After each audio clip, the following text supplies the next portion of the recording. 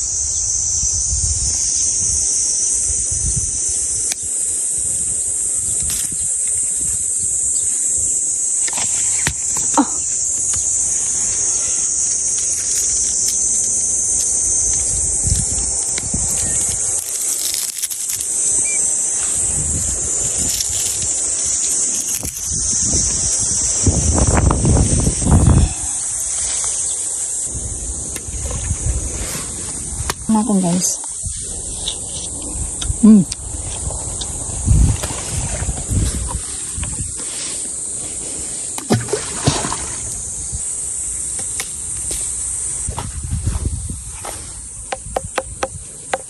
Hilaw pa. Kasi tingnan nyo.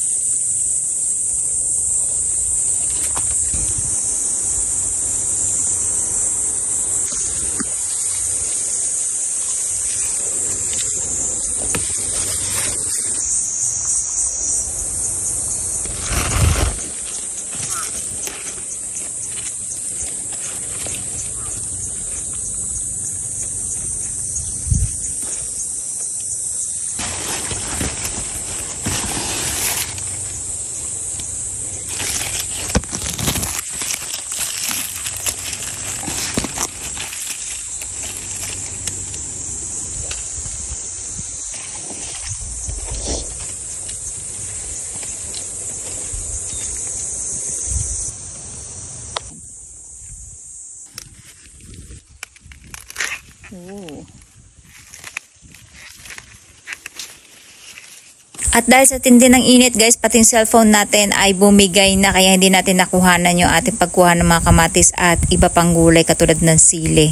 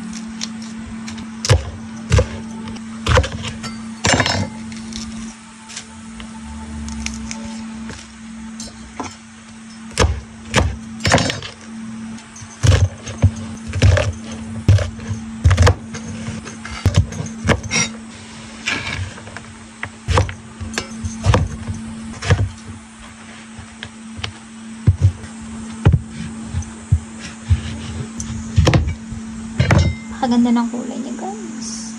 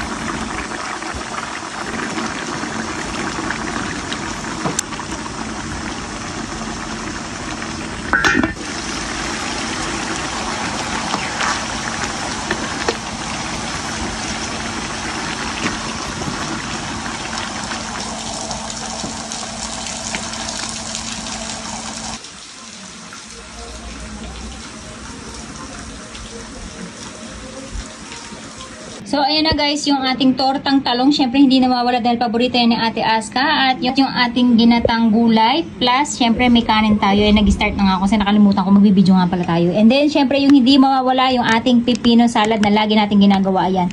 May yellow kong nilagay kasi nga, ay, kagagawa ko lang. Gusto ng mga anak ko ay medyo malamig-lamig. So, ayan. At, kain na tayo. Itadakimasu guys. At, ayan na yung ating hinanda. Hindi natin to lahat syempre kakainin. Syempre, pang pamilya na yan. And then, nauna na si asawa kasi alas 5 na ako nakapagluto, guys, ng kakainin, ano. Kaya nauna na yung mga anak ko. Pero si Aska, kakain pa lang kasi paborito niya talaga yan. Ganyan kami dito sa bahay, guys. Kanya-kanya kami ng pagkain. Kaya nakikita nyo, napapansin nyo, madami ko nilulutong ulam. Kasi iba yung ulam ng dalaga ko, iba yung ulam ko, iba yung ulam ng asawa ko. Although kumakain man siya guys ng ginata.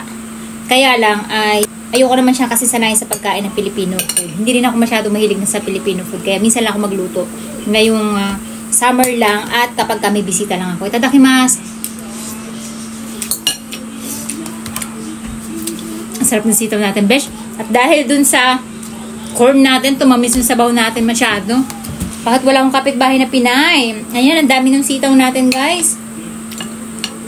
At yung pinahabol kong nilagay nung huli ay yung luya. Naglagay din tayo para mawala yung lansa niya. And then, naglagay din tayo ng suka para hindi siya madaling masira. Kasi sobrang init talaga ngayon dito sa Japan, guys. Kaya madaling masira ang pagkain. Kaya nakita nyo naman sa mukha ko naglalangis, diba? Meron tayo ditong talbos ng sayote.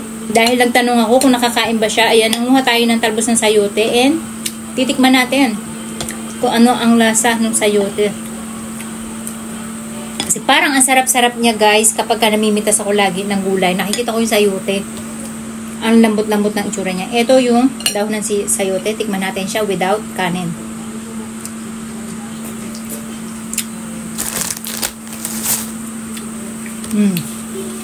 May konting pait lang siya.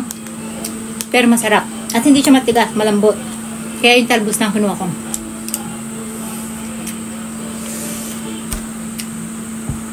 Grabe guys, sobrang sarap. Sabihin nyo ng OA ako. Pero sobrang sarap talaga. Parang gusto ko pumunta ng Carazo bukas at mamigay ng ulam sa kapitbahay, mga kaibigan ko.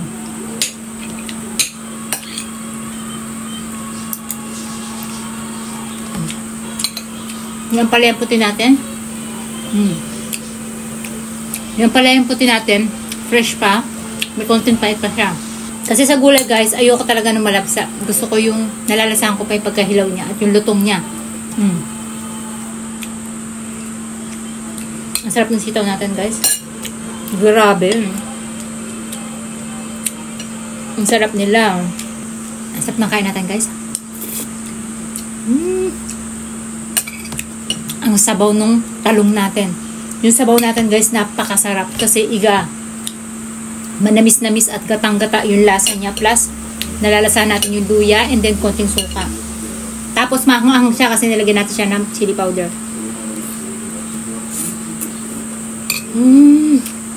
Yung curry, yung pipino na yan guys, yan yung mga pamapak ng mga anak ko. Instead chichirya, yun ang kinakain nila.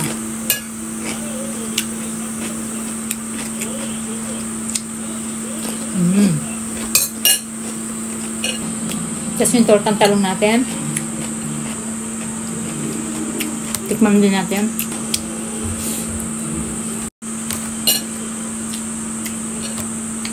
Ang sarap ng tortang talong natin. Alam nyo guys, hindi na kasi ko nakapag-almusal. Hindi na nakapagtanghalian. Kaya ngayon 6:30, ngayon pa lang ako kumakain. Kaya parang ang saktang pangako. Parang ang tagal kong hindi ngumuya. Ang sarap ng tortang talong natin guys. Kasi paborito talaga ni Ate As. Kaya kahit araw-araw nyo siya pakainin yan guys, sa isang kain nyo 3 piraso kanya lang. Gaano mang kalaki. Ayoko pa naman nagkakanin sa gabi.